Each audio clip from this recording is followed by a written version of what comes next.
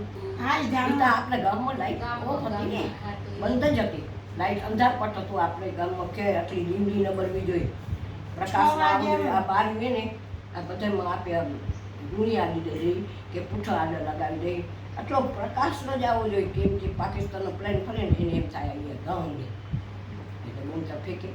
અને બૂમ જે પ્લેન હાકલતો હતો એ કેરાનો છોકરો હતો, કેરાનો છોકરો ખુલ્લો હતો.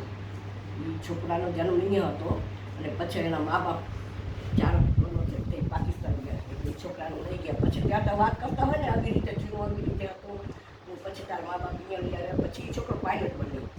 પાયલટ બન્યો તો આ પાકિસ્તાનમાં થઈ ગયો છે તો ત્યાં જાય ને તે આવી રીતે કરવું. છોકરો કે ભલે ના તો કંઈ ના આગે.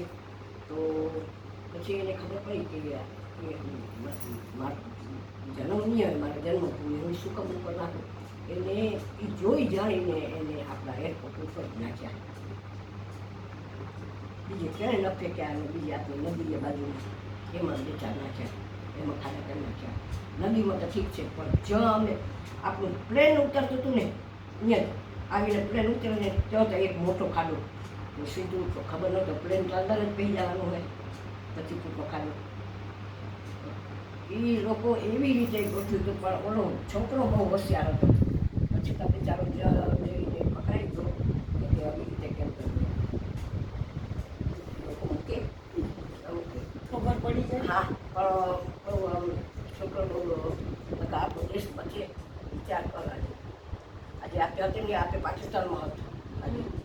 હા પણ એને આપણો દેશ બચાવ્યો ને દુઆ કરે આપણે ભાઈને કે 72 કલાકની અંદર 8 મેથી બધું પ્લેન 8 મેથી પ્લેનનું ઉડન ચાલુ થઈ ગયું.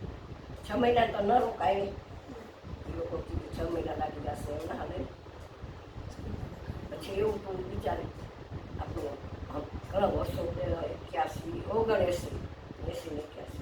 79 માં હમીસર